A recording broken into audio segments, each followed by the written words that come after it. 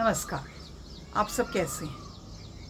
क्या आप ये जानते हैं कि हमारी बहुत क्लोज़ रिलेशनशिप्स में, चाहे वो हमारे बहन भाई से हो, कई बार हमारे पेरेंट्स के साथ हो, कई बार हमारे इन लॉज या हस्बैंड के साथ हो, तो उसमें जेलसी का एक कंपोनेंट हो सकता है।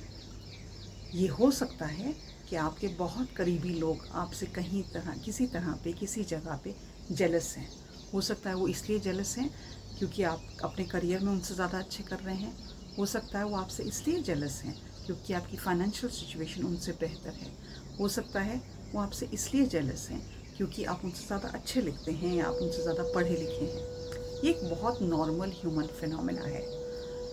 इसमें जो बात नॉर्मल नहीं है वो ये है कि कई लोग उस जेलसी को समझ नहीं पाते।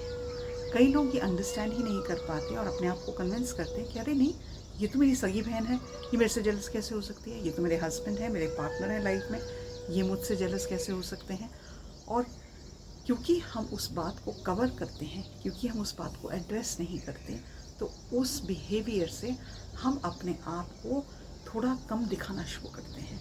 हम ये दिखाने की कोशिश करते हैं कि यार तुम मुझसे बेटर हो, मैं तो तुम्हारे आगे कुछ हूँ ही नहीं। इस बिहेवियर का आपकी पर्सनालिटी पे, आपकी माइंडसेट पे कितना नेगेटिव असर पड़ता है, शायद आपको उस बात का अंदाज़ा नहीं है।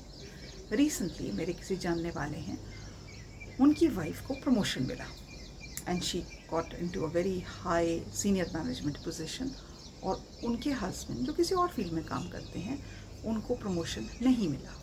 तो सडनली उनका बिहेवियर उनके हस्बैंड का उनकी तरफ बहुत चेंज होने लगा। बात बात पे झुंझलाहट, बात बात पे झगड़ा करना, बात बात में टैंट्रम थ्रो करना, उन्होंने ऐसा बिहेवियर करना शुरू किया। तो वो मेरे पास काउंसलिंग के लिए आई कि ऐसा क्या हो गया पिछले 2 महीने में कि सडनली हमारी जो बहुत अच्छी प्लेजेंट हारमोनियस रिलेशनशिप थी वो इतनी नेगेटिव क्यों होती जा रही है, हमारी इतनी फाइट्स क्यों होने लगी हैं। तो मैंने उनसे पूछा कि आपकी लाइफ में रीसेंट चेंजेस क्या आए हैं? तो उन्होंने कहा well I got a promotion, I wanted to senior management, और बहुत खुशी से वो बात शेयर कर रही थी। और मैंने उनसे कहा कि ये एक कोर प्रॉब्लम है, because lot of people in our inner circle can not appreciate when we succeed in life. Jealousy एक बहुत नेचुरल ह्यूमन रिलेशनशिप है। People become jealous of small things, और अनफॉर्चुनेटली इसका कोई इलाज नहीं है। It's just a human emotion. When people are not as successful as others और not as happy as others, they tend to get jealous. अब आप इस सिचुएशन में क्या कर सकते हैं? पहली चीज़, अगर आपसे कोई जेलस है तो अपने आप को नीचा दिखाने के लिए, ताकि वो खुश रहें आपसे, विल नेवर वर्क आउट। वो इसलिए वर्कआउट नहीं होगा क्योंकि वो अगर आपसे जेलस हैं तो वो उनके कॉम्प्लेक्सेस हैं, it has nothing to do with you. अगर आप अपने आप को नीचा दिखाएंगे तो आपका सेल्फ कॉन्फिडेंस कम होता जाएगा, which is certainly not what you want to do. तो अपने आप को उन दो लोगों से एप्रिसिएशन पाने के लिए या एक हारमोनियस एनवायरनमेंट मेंटेन करने के लिए, if you start to behave in a manner which is not confident, which is just to please them, will make you unhappy. दूसरी बात, एक कन्वर्सेशन करना बहुत ज़रूरी है, क्योंकि उनको ये बताना कि अगर आप अपने करियर में तरक्की कर रहे हैं, आप अपने बॉडी पे मेंटेन करने की तरक्की कर रहे हैं, आप जॉगिंग करते हैं जब वो सो रहे हैं, आप अपनी चीज़ों का ध्यान रखते हैं, so that is not about them.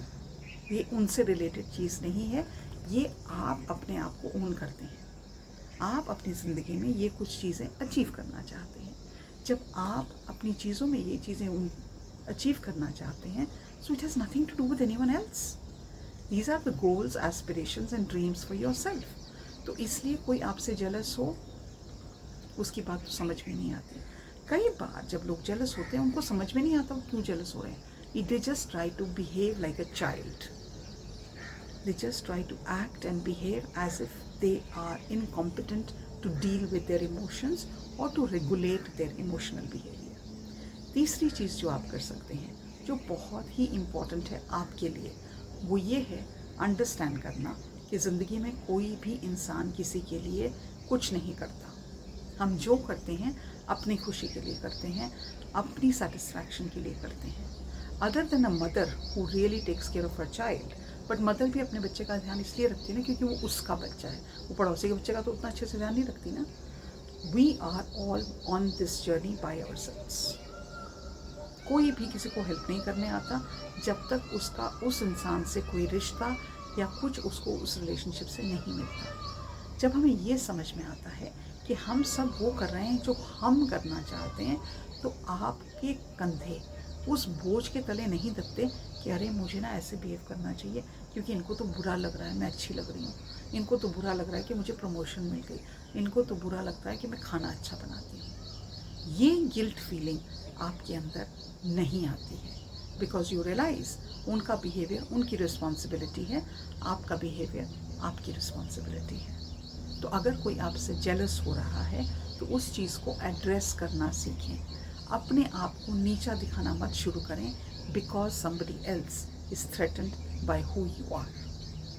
आज के लिए इतना ही। नमस्कार।